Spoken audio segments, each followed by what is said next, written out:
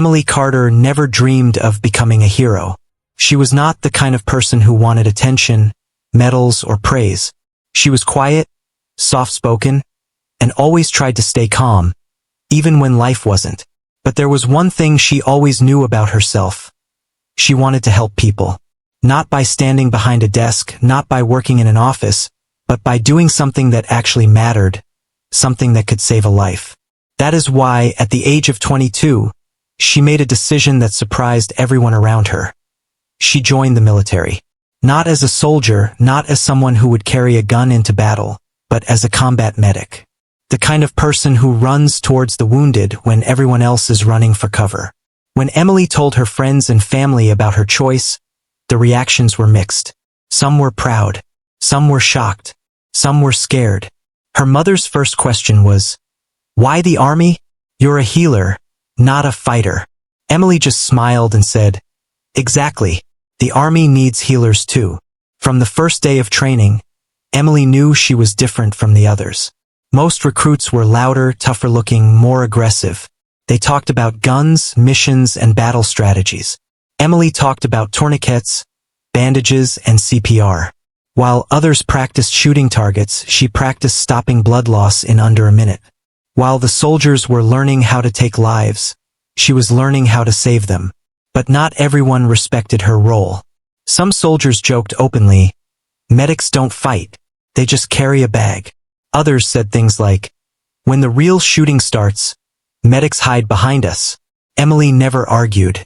She just kept training harder, learning more, preparing quietly. She wasn't in the military to prove she was tough. She was there because someone else's last breath might one day depend on her hands. Even during training, she saw the difference between herself and the others.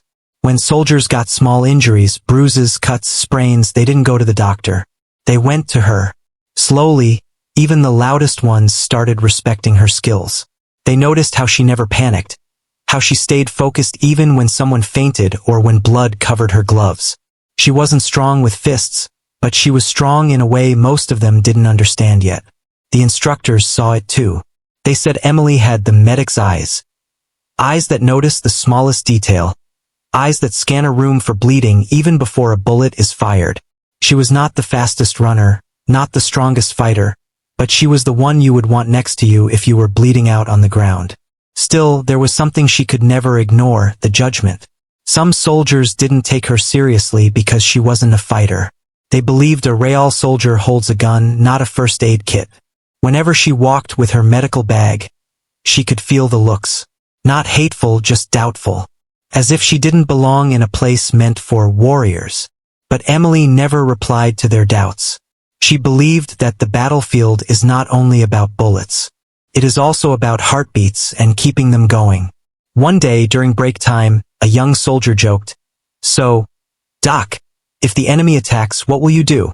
Throw bandages at them." Emily didn't laugh, but her answer was calm. "I don't fight to kill. I fight to keep you alive." Some laughed again. Some grew silent. But no one really thought those words would ever be tested. Everyone believed she would stay behind, hidden, protected, because medics don't fight. What they didn't know was that Emily had already accepted a truth long before they did. A medic is not someone who avoids danger. A medic is the one who goes into danger for someone else's sake. She knew a day would come when training would end and real pain would begin. A day when she would look into the eyes of a soldier who was begging for help, and she would have to decide, run or rescue. And she had already made that decision. Not because she was fearless, but because she cared more about others than her own safety. Emily wasn't scared of the battlefield. She was scared of something else, the idea of being too late to save someone. That fear is what made her strong. People thought she was too soft for war. They didn't know softness can be powerful too. They didn't know the quiet ones are often the ones who change everything when things go wrong. Emily Carter didn't join the army to be a hero. But destiny had already written a chapter for her. A chapter where a simple medic would do something no one expected. Because sometimes the world forgets that even a healer can become a protector. And one day soon, when the gunfire would start and the enemy would strike, the same soldiers who laughed at her would witness something they would never forget. They thought medics don't fight. They had no idea what was coming. Emily's training as a combat medic was not easy. It was nothing like the medical classes she had imagined before joining. There were no quiet hospitals, no clean floors, no soft voices. Everything was loud, rushed, and full of pressure because in war a medic doesn't get time to think, only time to act. She was taught to treat wounds while bullets were flying.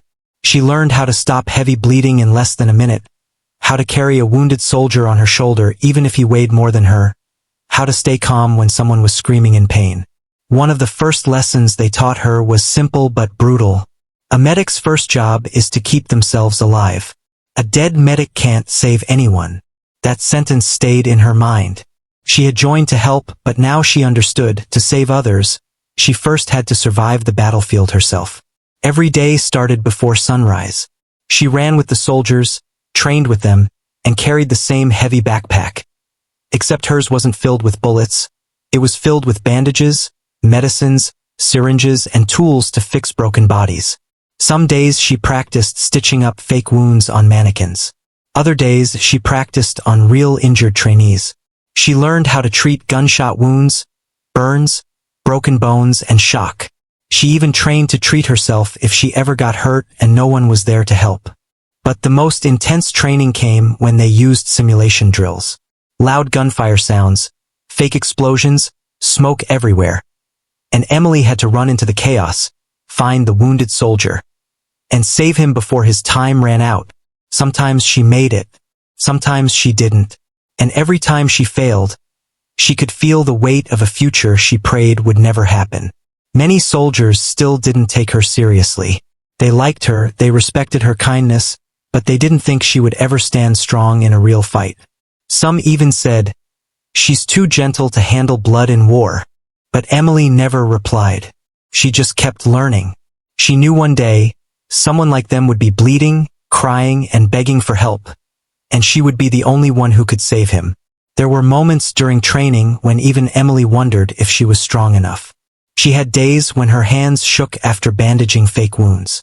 Nights when she couldn't sleep, thinking what it would be like when the blood was real and the screaming wasn't acting. But she didn't quit. She reminded herself, "I didn't join to watch people die. I joined so someone lives because of me." Unlike the soldiers, she was told she would only use her gun if there was absolutely no other choice. "Medics don't shoot unless it's the last option," the instructor said. In her heart, she hoped that moment would never come. She did not want to hurt anyone. She wanted to be the reason someone got a second chance at life. But deep inside, she also knew something else. The battlefield doesn't care what you hope for. One afternoon, during a break, a group of soldiers were cleaning their guns and talking loudly. One of them looked at Emily and said, "So what happens if we're all down and you're the only one standing? Gonna throw bandages at the enemy?" Everyone laughed. Emily didn't. She just picked up her medical bag, stood up slowly and said, "If you go down, I'll save you first. But if I have to fight to keep you alive, I will." Her voice was calm, but her eyes were serious. The room went quiet for a moment. Not because they believed her, but because she meant every word. As months passed, Emily changed. Not on the outside. She still looked gentle, still smiled, still helped anyone who needed her. But inside, something had grown stronger. She had learned how to stay calm when others panicked. She knew exactly what to do when everything went wrong. She was ready for war in the only way a medic could be, not by preparing to take lives, but by preparing to save them no matter what. She didn't feel fear the way others did. She didn't fear bullets or blood. She feared something far heavier, the thought that one day she might not reach a wounded soldier in time. She feared losing someone she could have saved. Emily didn't want to be a hero. She just wanted to be the reason someone got to go home alive. And even though everyone kept saying, "Medics don't fight," she understood the truth long before they did. A medic might not fight to win a war, but she will fight with everything she has to save the people in it. The training had prepared her mind. Her heart was already ready. Now all that was left was the real battlefield. And soon, that battlefield would test her in ways she was not expecting. Because the world thinks medics don't fight. But one day, Emily would have no choice. After months of training, the day finally came when Emily's name appeared on the deployment list. She was going to a real war zone. Not a training ground, not a simulation, but an actual battlefield where every mistake could cost a life. Her hands trembled slightly when she first saw the orders, not because she was scared to go, but because she knew this was the moment everything would become real. Her assigned unit was an infantry group, a team of tough, loud, battle-ready soldiers. They were the ones who went into danger first, the ones who faced the enemy directly. And now, Emily would be the one responsible for keeping them alive. When she arrived, the soldiers were busy cleaning weapons, checking gear, and preparing for their next mission. Most of them looked at her the same way people look at someone who doesn't belong. Not angry, not rude, just doubtful. One soldier whispered, "She's the medic? She looks like she should be in a hospital, not here." Another joked, "Hope the enemy sends paper cuts, or we're all dead." But there was one man who said it out loud without hiding it. Sergeant Miller, a tall, battle-worn soldier who had been in war longer than Emily had been in the army. He looked at her and said, "Listen, Doc, when bullets start flying, you stay behind us. We fight, you fix." Emily just nodded. She didn't argue, didn't try to prove herself. She had learned long ago, respect is not earned by words. It is earned when the moment comes.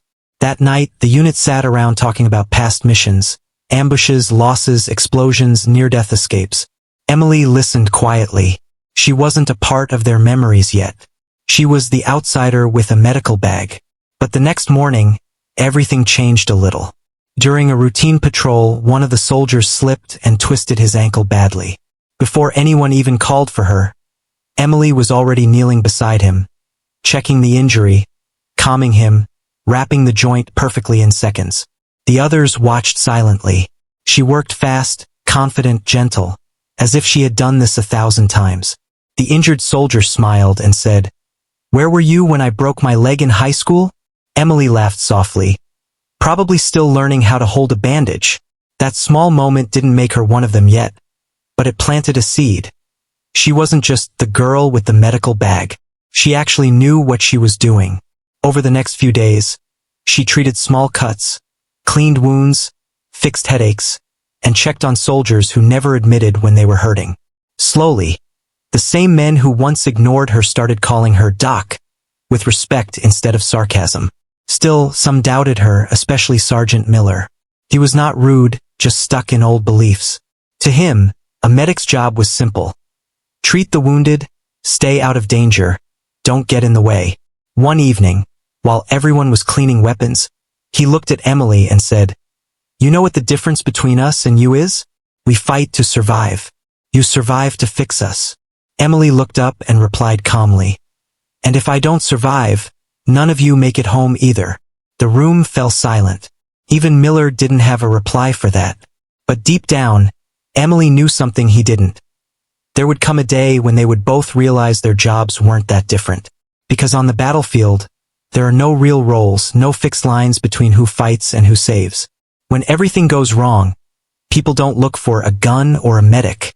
They look for anyone who won't give up on them. She didn't want to be a hero. She didn't want to hold a gun. She didn't want to prove anything. She only wanted one thing. If someone was bleeding on the ground, she wanted to be the reason they opened their eyes again. But war doesn't always give you the choice to stay what you are. Sometimes even the ones who came to heal are forced to pick up the weapon. Emily didn't know it yet, but the day was coming. A mission would go wrong.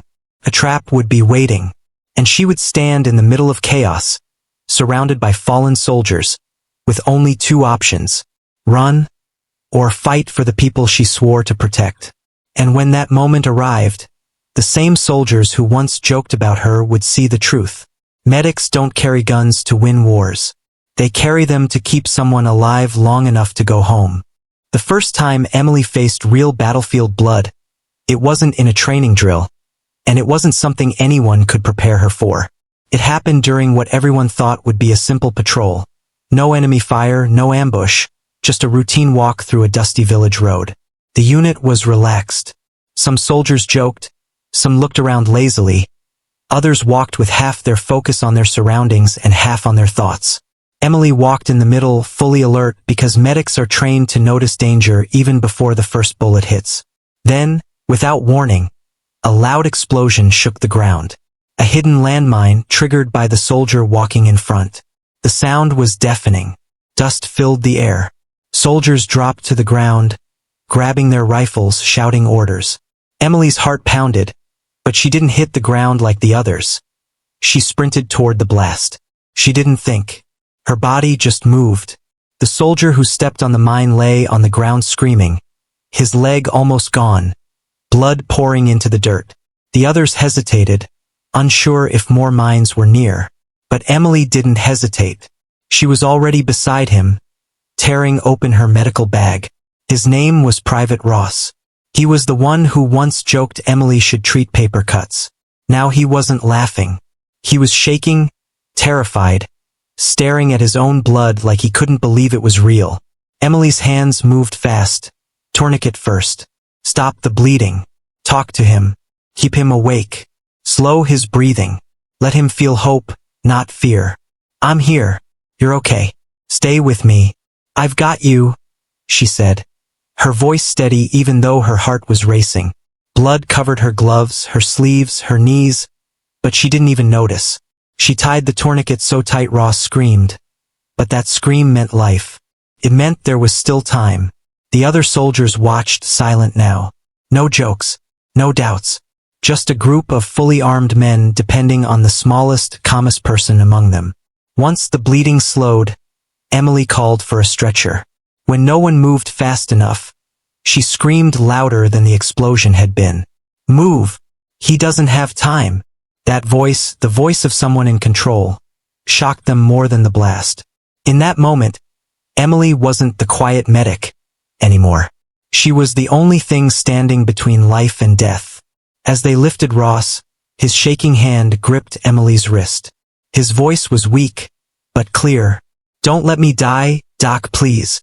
Emily leaned close and whispered, Not today. You're going home. I promise. She didn't know if the promise was true. But sometimes, hope is as powerful as medicine. They got him to the evac vehicle. Emily stayed beside him the whole way, pressing on the wound, checking his pulse, talking to him so he wouldn't close his eyes. Hours later, word came back. Ross survived. Lost his leg, but he lived. That night, the camp was silent. No laughter. No teasing. No one looked at Emily like she didn't belong anymore. Because that day, every soldier saw what they had never understood before. A medic doesn't fight with bullets.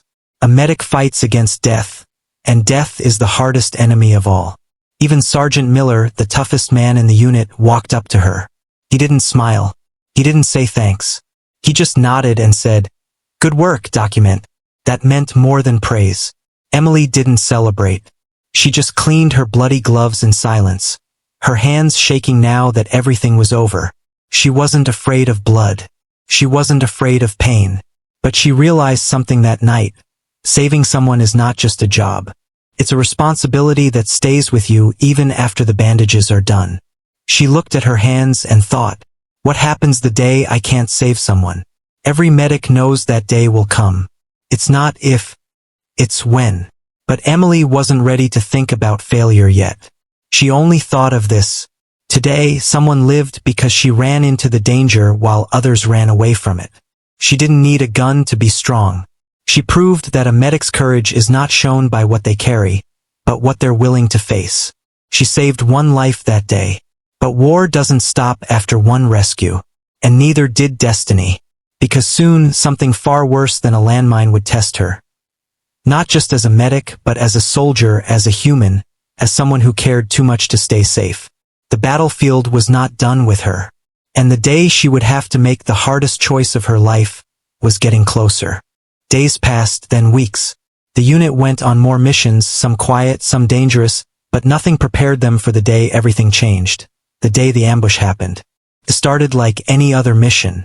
The team was ordered to move through a narrow valley surrounded by rocky hills. It was the kind of place soldiers hated. Too quiet, too closed in, too perfect for an enemy trap. Even the air felt heavy, like it was warning them to turn back. But orders were orders. Emily walked near the back as usual. Her backpack was full of medical supplies, not bullets. She wasn't supposed to be in the front line, and she was okay with that. As long as she was close enough to reach anyone who fell, she was doing her job.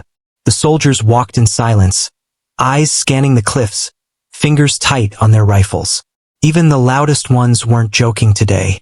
Everyone could feel something wasn't right. Then it happened. A single shot echoed from the hills, then a rain of bullets followed. Gunfire exploded from both sides of the valley. The enemy wasn't just watching, they were waiting, hidden, ready. The first soldiers in front were hit immediately. One fell, then another, then another. There was no time to think. No time to run. The air was filled with dust, shouting, and the sharp sound of bullets hitting rocks. Ambush! Take cover! Sergeant Miller yelled. The soldiers fired back, but they were pinned. The enemy had high ground. They were surrounded. And the worst part, the unit's main rifleman, their best shooter, was already down. The one person who could suppress the enemy fire was lying on the ground, unmoving. Emily's body reacted before her mind did. She dropped her bag, crawled through the dirt, and reached the wounded soldiers. One had a chest wound. Another was bleeding from his shoulder. The third didn't move at all. She started working, hands fast, heart faster, while bullets hit the ground inches from her. She didn't think of dying, only of stopping the blood before it was too late. She shouted, "I need cover fire!" But no one answered. Most of the soldiers were already down, injured, or trapped behind rocks. The ones still fighting couldn't help her. They were barely keeping themselves alive. She looked around. The enemy was coming closer. 2 more soldiers were hit. Emily could feel something she had never felt in training: helplessness. She could save 1 life, maybe 2. But what about the rest? What good was a medic if every injured man died before she could reach him? That's when she saw it. The fallen rifle of the team's best shooter, still loaded, still within reach. Her mind froze. She was a medic. She was not trained to shoot like a sniper. She had never fired at a real enemy. A gun in her hands meant something she never wanted: the power to kill. But then she heard a voice. Not from outside, from inside her own mind. If you don't fight, they all die. She looked at the injured around her. Men who once joked about her. Men who trusted her now more than anyone. She didn't pick up the gun because she wanted to be a hero. She picked it up because no one else could stand. She pressed her shaking hand around the rifle, lifted it, and aimed at the hill where the enemy was firing. Her heartbeat was louder than the gunshots. She squeezed the trigger. The blast shook her whole body. But her aim was true. She didn't kill the enemy, but she forced them to duck, to stop firing for a moment. That moment was enough for 2 wounded soldiers to crawl behind cover. Emily fired again. Not out of anger. Not out of revenge. Out of duty. Every shot she took was a shield for someone who couldn't protect himself. Every bullet gave her patience a few more seconds to breathe. Every pull of the trigger was an act of survival, not for herself but for them. The enemy didn't expect a medic to fire back. They expected her to panic, to hide, to surrender. Instead, they saw something they didn't understand. A medic who fought like her life depended on it, because their lives depended on her. The gun felt heavy in her hands. Her arm hurt, her lungs burned. But she didn't stop until backup arrived, until the enemy fire weakened, until her unit had a chance. When the last bullet was fired and the valley went silent, Emily didn't cheer. She didn't stand. She didn't feel proud. She just lowered the rifle and went right back to treating the wounded. Blood on her hands, gunpowder on her sleeves. A healer, a fighter, both at the same time. The other soldiers stared at her. In shock, in disbelief, in respect. No one ever said medics don't fight again. Because that day, in that valley, they saw the truth.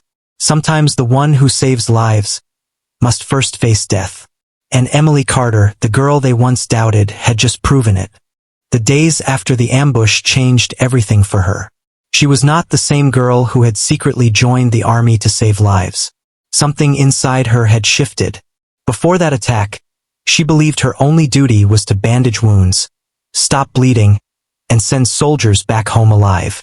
But now she understood a harsh truth. Sometimes to save lives you had to stand between death and the people you cared for. And sometimes that meant holding a weapon. The news about how she fought back during the ambush spread quickly inside the camp. Soldiers who once ignored her now looked at her with respect. Some even nodded at her when she walked past. They did not say it aloud, but their eyes told the story. She was no longer just a medic. She had proved she could fight. Still, she did not feel proud of what she did. She did not smile when others praised her bravery. Her hands still remembered the cold weight of the rifle. Her ears still remembered the sound of gunfire. And her heart still remembered the moment when a wounded soldier, lying on the ground, looked at her with fear and said, "Don't leave me." That moment kept replaying in her mind. One evening, the commander called her to his office. She walked in, expecting maybe a warning or a lecture. Instead, he stood up from his chair, walked toward her and saluted her. She was shocked. No one had ever done that before. "You saved 4 of my men that day," he said. "Not just with your medical kit, but with your courage." She did not know what to say, so she stayed silent.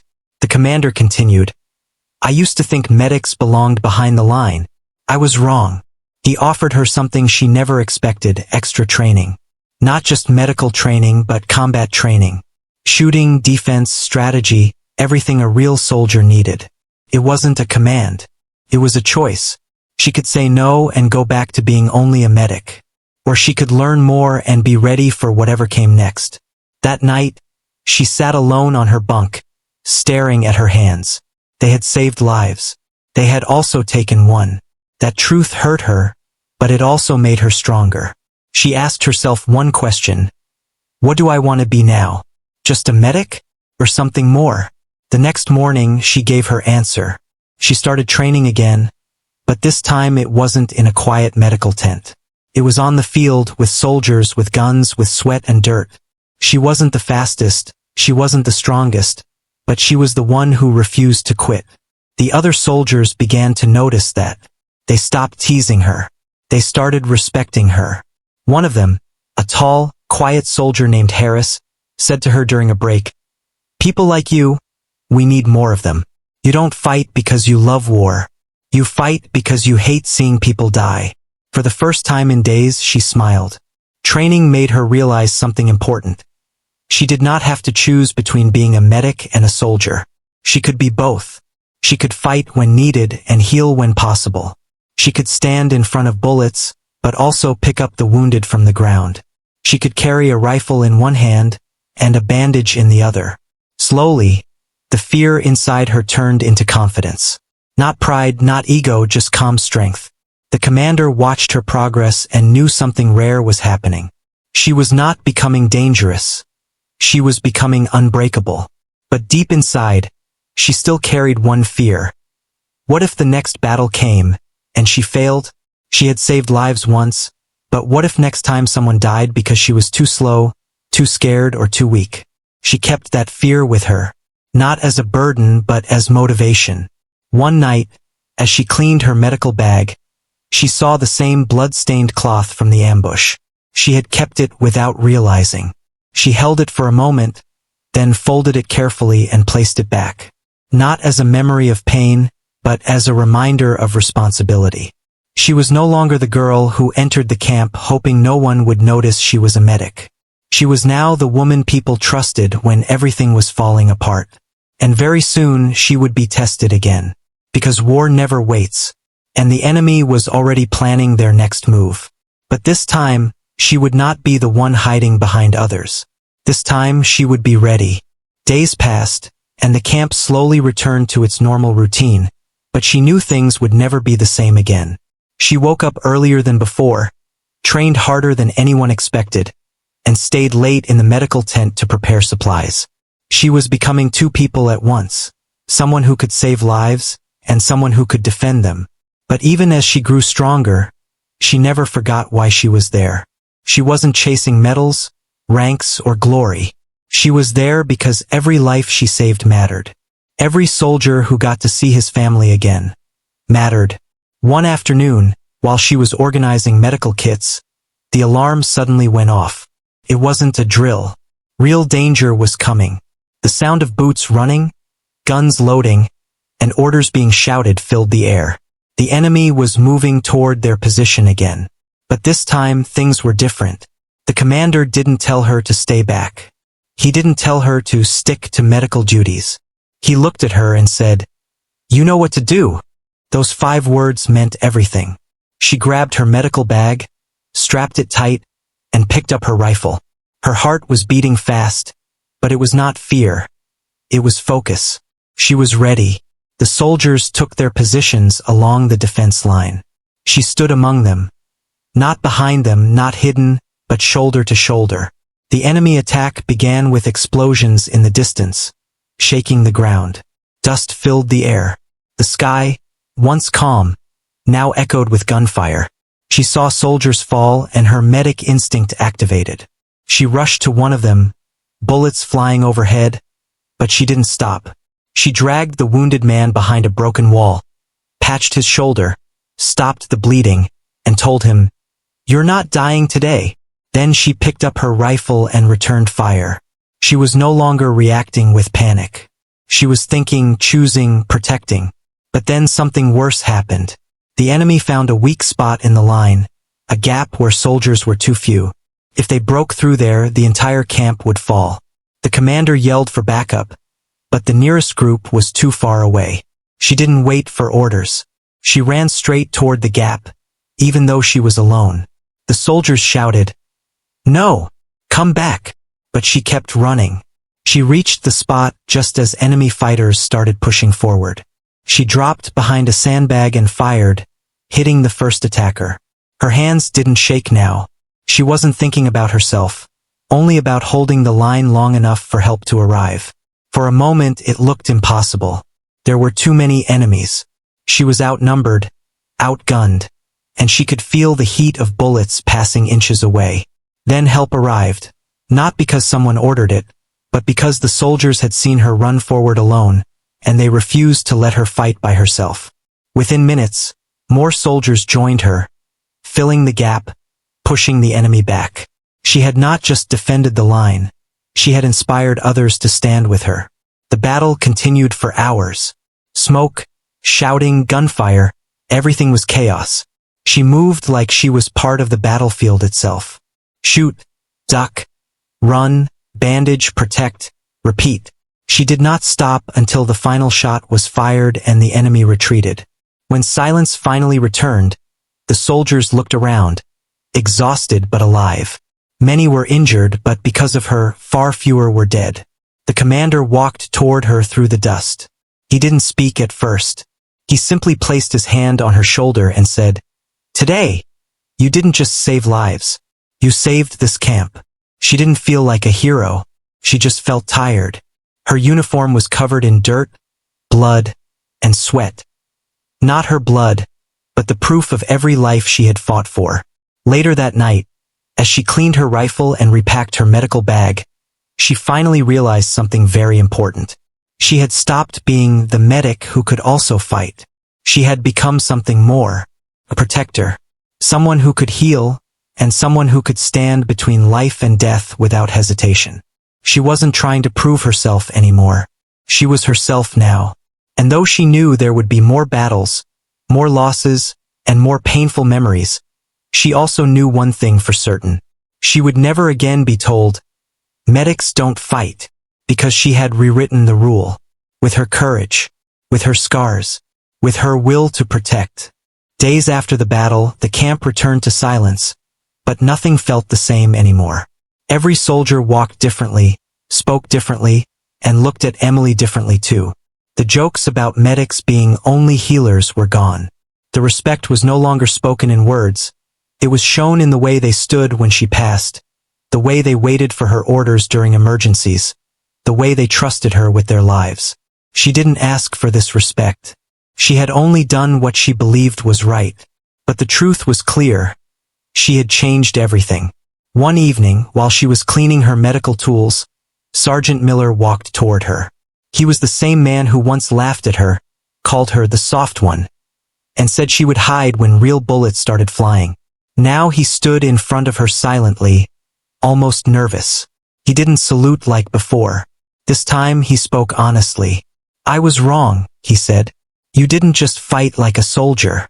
You fought like someone who refused to lose a single life." He paused, then added, "You saved mine. I won't forget that." She smiled, but she didn't say anything dramatic.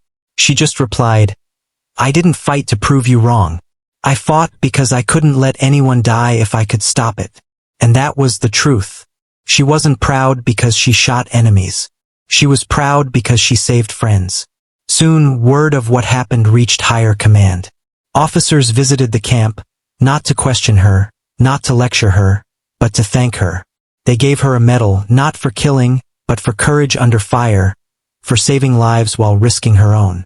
But even the medal didn't feel as heavy as the moment the wounded soldiers shook her hand and said, "I'm alive because of you." That was the only reward she truly cared about. But Emily also knew something deeper. The battlefield had taken something from her too. The innocence she had on her first day as a medic was gone. She had seen too much blood, too many broken bodies, too many faces that never opened their eyes again. The war had changed her, and she knew she would never go back to the person she was before. But she was not broken. She just understood life differently now. Later, while packing medical supplies for the next mission, a young new recruit asked her a question. "Ma'am, is it true? You fought in the ambush, even though you were a medic?" She looked at him, saw the same uncertainty she once had, and nodded. The recruit asked again with innocent confusion, "But aren't medics supposed to stay behind the soldiers?" She smiled softly. "Medics don't run from danger," she said. "We run toward the ones who need us. Sometimes that means bandages. Sometimes that means bullets." The recruit didn't fully understand, but he would one day, just like she had. That night, she sat outside the camp, staring at the sky full of stars. The world out there was peaceful, silent, almost unreal compared to the life she was living. She thought about home, her family, the life she once imagined. One with no gunfire, no alarms, no battlefield. But instead of wishing for it, she just whispered to herself, "When this ends, I'll go back. But until then, I stay." Because now she wasn't just part of the army. She was part of the reason others survived the army. The soldiers didn't call her Doc anymore. They called her Guardian. Not because she never feared death, but because she never let fear stop her from saving life. She knew people would continue saying medics don't fight, especially those who never saw a battlefield. And that was fine. Words didn't bother her anymore. She had proven her answer, not with speeches, but with action. She would carry both a medical bag and a rifle. She would save lives with both hands. She would never choose between being a healer and a protector, because the world needed her to be both. And somewhere deep inside, she knew, a medic doesn't fight to destroy. A medic fights to defend life. And in the middle of smoke, bullets, and pain, she had become something rare. Someone who could pick up a wounded soldier with one hand and hold the line with the other.